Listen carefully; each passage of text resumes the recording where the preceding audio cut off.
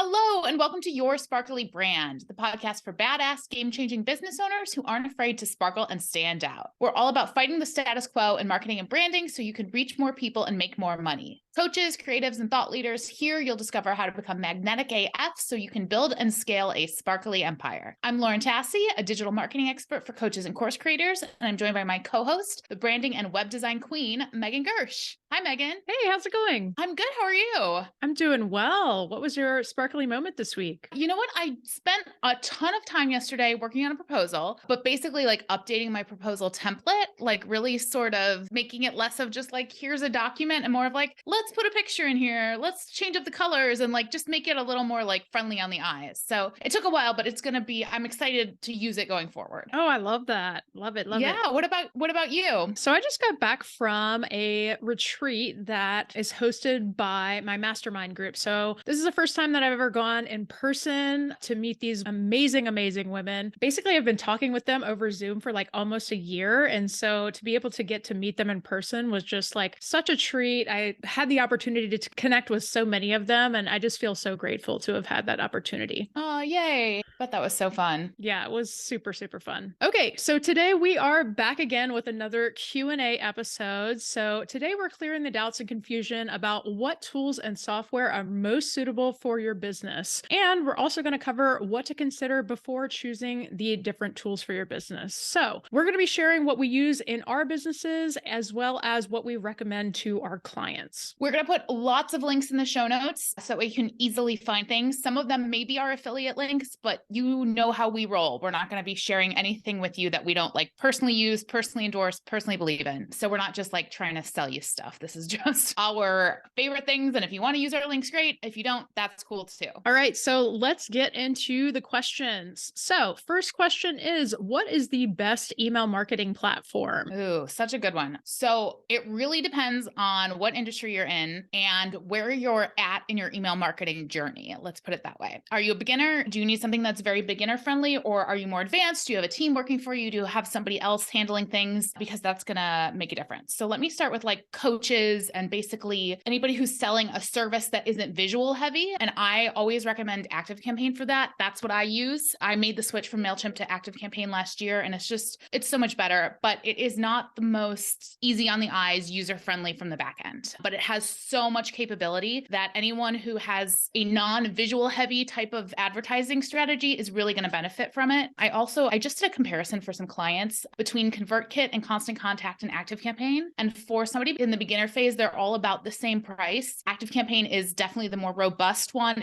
You can do SMS, you can do all these things, but it's not as easy on the eyes, where the other two are a little more beginner friendly. So if you're just starting out, those might be good ones to check out. And then the other thing I always recommend when it comes to e-commerce is Klaviyo these days. If you're serious about what you're doing and you have plans to like really build a business, you have to use Klaviyo. It's the best one. I'm just getting a client started on that now. She was using like Shopify's built-in platform, and I was like, they have a platform that can't be that good. So if you're in e-commerce and you're not using Klaviyo, it's probably worth making the switch. What about you? Yeah, so I use Flowdesk, and this is something that I switched to probably 2 years ago at this point. And before I switched, I had ActiveCampaign, and I was like one of those people where I was like, everybody's talking about Flowdesk. Like, what is the deal? Why do I keep hearing about Flowdesk? And then I like started the trial and started trying it out, and I was like, oh, this is why people use Flowdesk. This is crazy. It's such an amazing visual platform, great for those that have, a creative field. And it's just like the templates are so gorgeous. Like there's just a ton of design flexibility, and it really is super user-friendly as well. I also wanted to mention, it doesn't matter. I was talking to another client about this the other day. It doesn't matter what email marketing platform you're using if you're not actually sending emails. Because I had a long conversation with somebody about this, and I was like, well,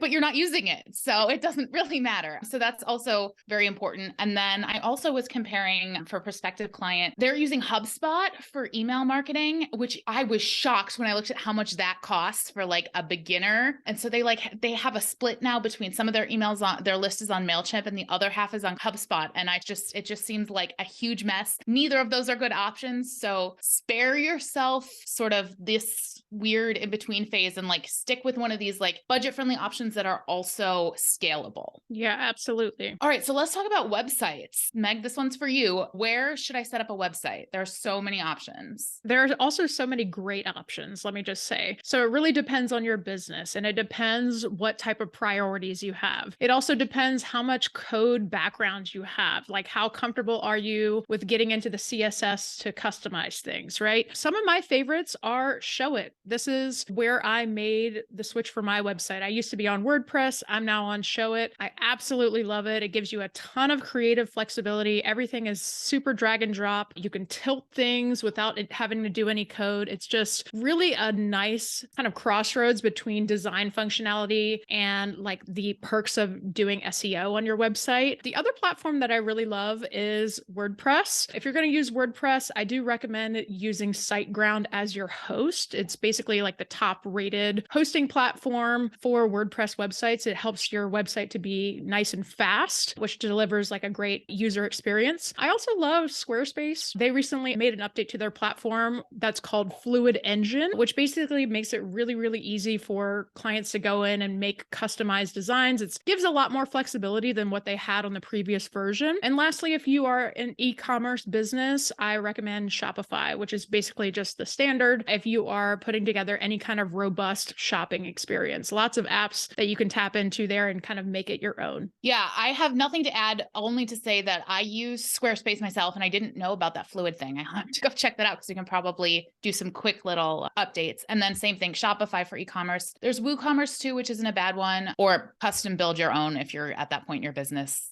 That can never hurt. But yeah, totally agree. The only thing that I would say with WooCommerce is that because it uses WordPress, there's a lot more concern there when it comes to security. So it's one of those things where you have to be really on top of your WordPress security because WordPress is an open source platform. And so you don't have that built-in like security layer, especially since you're collecting credit card information and sensitive information and that kind of thing. So you don't have to worry about that if you're going with Shopify. That's the only other thing I would say. Awesome.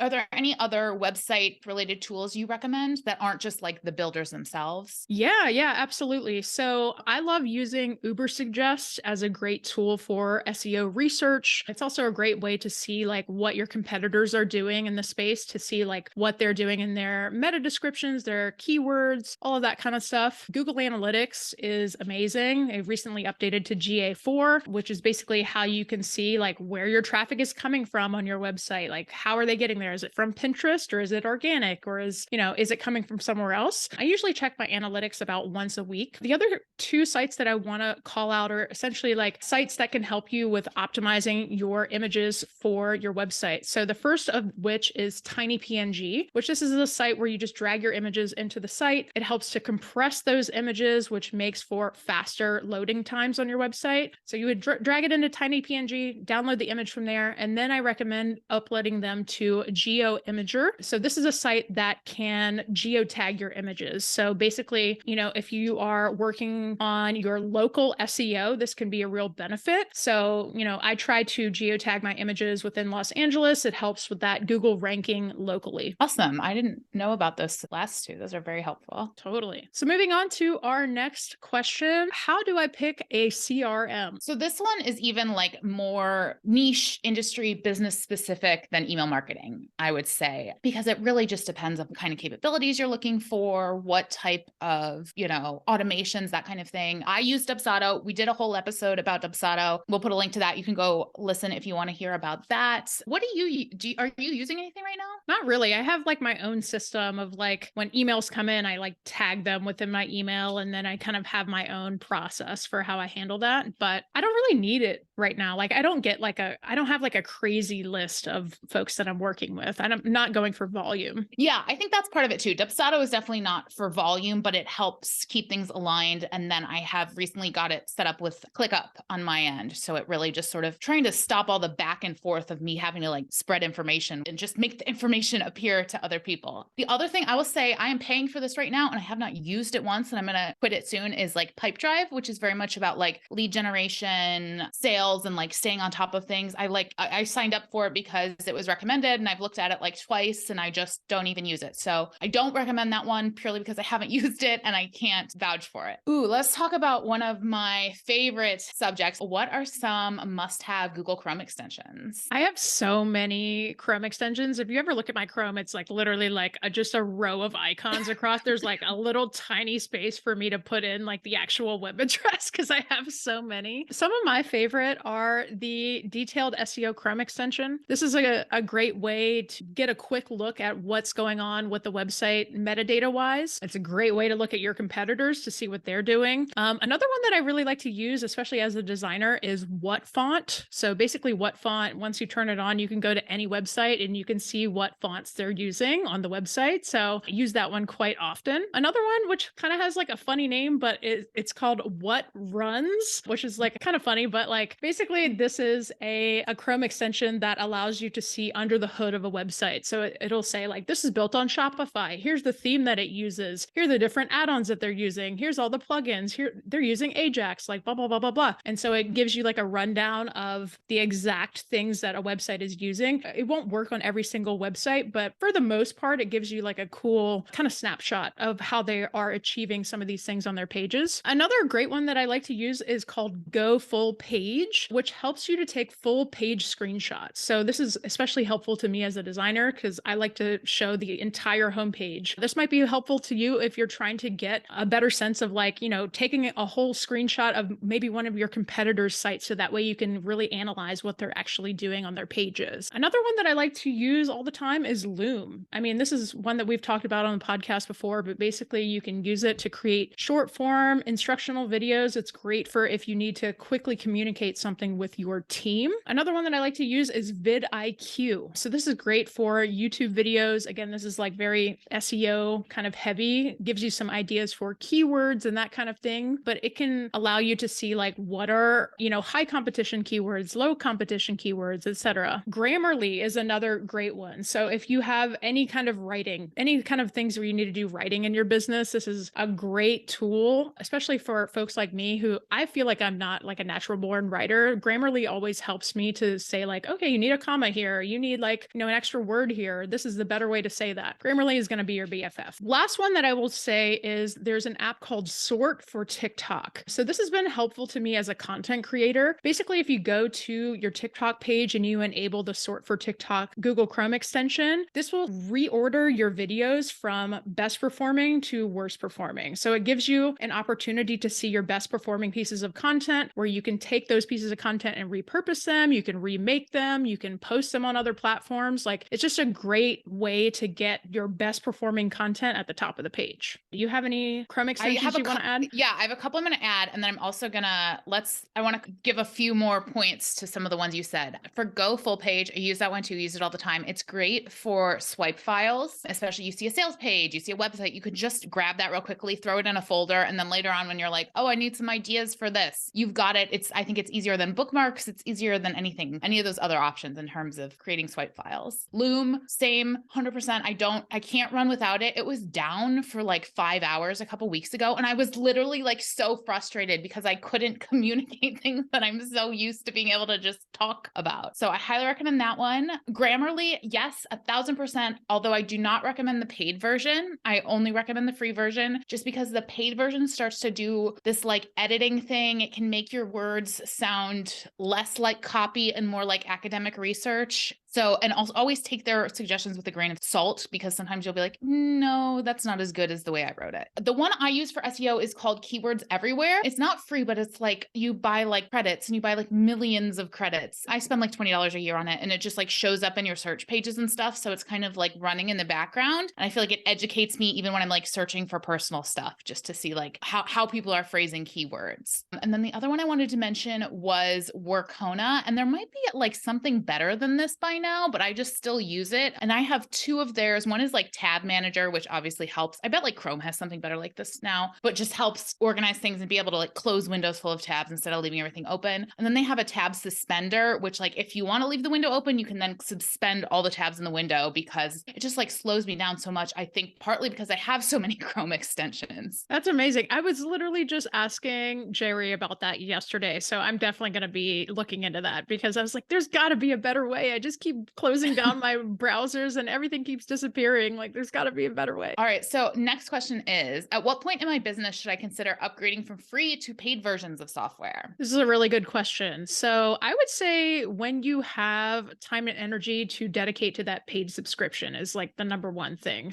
because you don't want to be paying for something and not using it. The other thing is when, if you are using a tool and you're really enjoying it, but you are outgrowing the free version, that's a good indicator that you probably need to invest in the premium version. A lot of these tools too will give you like a free version of the software. So that way you can like try it out before you actually commit to using it. So that is helpful. What do you think? Yeah, I think it's just sometimes thinking about like, I use this tool a lot. The paid version is offering me something more. Like, how much time is that going to save me? How much stress? There's like one that I don't use anymore because I work with an editor now, but it's called Speechify. And you could take text and it would read it to you and you could select all these voices and stuff. And it helped with editing my writing because I could hear it, somebody reading it, which was so much better than just me trying to read it for the 1 millionth time. Yeah. Genius. That sounds awesome. I don't recommend it anymore though. It's not what I'm using. I would recommend to get an editor, but you could give it a try if you want. And because I think it was like maybe $120 a year. It wasn't the cheapest thing I've ever bought. All right. So let's talk about video editing.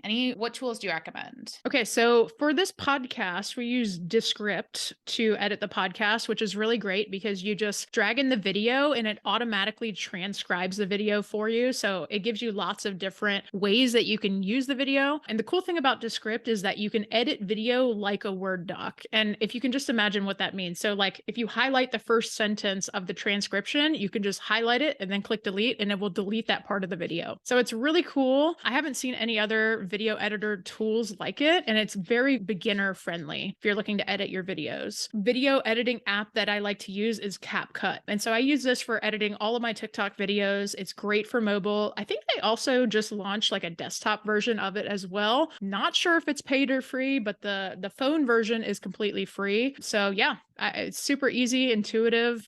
That's what I recommend. What about you? I have nothing to recommend there. That's not my world. What about a link in bio tool? Ooh, so I love this. So I use Stan, which is basically like a funnel meets link in bio. But the cool thing about Stan is that you can sell products. You can, build your email list. If you don't want to use any of the other email list subscription tools, they're actually launching an actual email sending system soon. So it's going to be really like the creator all-in-one platform. I think that's kind of what they're gunning for. There's lots of different functionality within the Stan platform, and we will link it in the show notes. It's super helpful. Awesome. All right. So let's spill the tea. What apps or tools have you used and don't recommend? All right. So I'll happily go first. And anyone that follows me will know that I will say Wix is absolutely not something that I recommend. Along with that, I would also say like any of the like kind of beginner friendly site builders like Google Sites or GoDaddy sites. They're just better options for beginners, especially like there are more robust, better functioning options. So that's my 2 cents. Yeah. I feel like when someone says, and I haven't looked at their website yet, and they say they're using Wix, I know what it's going to look like and it's not going to be great. And then 1 out of 100 times I'm surprised and it's actually pretty good. But yeah,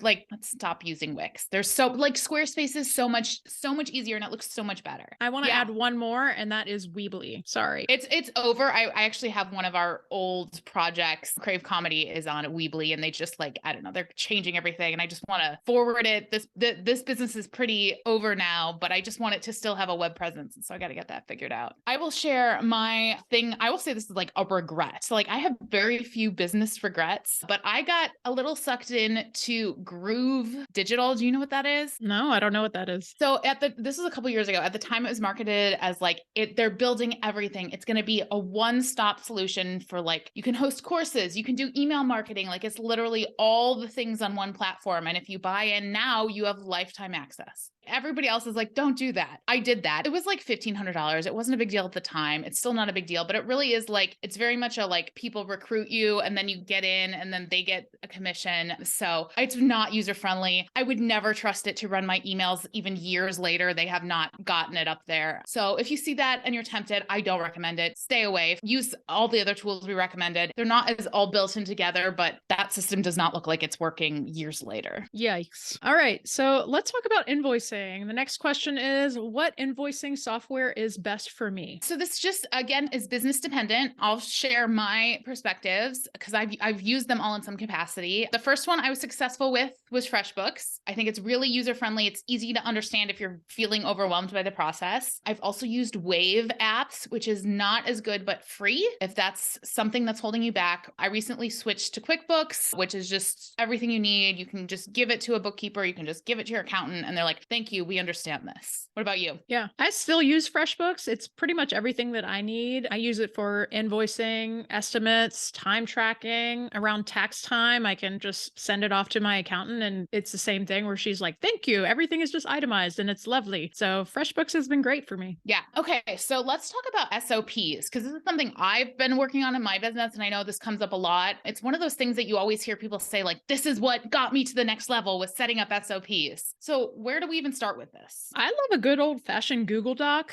And sometimes I'll use this in conjunction with Loom or unlisted YouTube videos, depending on the length of the video. But I like to keep it in Google Docs because I like to be able to update it down the line as things evolve, as things change in my business. But it's been working pretty good so far. How about you? Well, so you recently sent me Tango, which I haven't used, but I saw one of my VAs used. That's got to be a good one. And then my other one is like hire a VA. There's just, I think that's one of those things where just having another brain involved in that process can really be valuable. Absolutely. And this is my question that I added on here because I wanted to get your answer. What's the best social media scheduler for a small business? So most of the apps have in-app scheduling now, which is great. You know, there are pluses and minuses to every scheduler. So you just have to kind of take that with a grain of salt. I have been using repurpose.io. And if you follow me on social media, you know that I create a lot of social content. And so I love to use repurpose.io because it automatically takes my TikToks and puts them on Facebook, Twitter, LinkedIn, and also downloads them without the watermark to my Google Drive folder. So that has been a huge time saver for my business. And then I also, so that's like the automated part of my business, but then I also do some manual repurposing on other platforms. So that way I can like really optimize like using the in-app text and stuff like that. I've also used Later in the past. It's great. It's reliable. If you're trying to work on your Pinterest account, Tailwind is also a great app that you can use. It has a visual scheduler so that way you can see how many pins are going out every single day. They also have like an in-app creation tool. So if you don't want to create the pins yourself, you can literally put in like, this is the text that I want to put on the pins. These are my brand colors, like auto create me 20 pins. And then you just pick the ones that you like, schedule them out, add your captions, and you know, you're good to go there. The other thing that I wanted to mention is that Canva also has in-app scheduling now. So it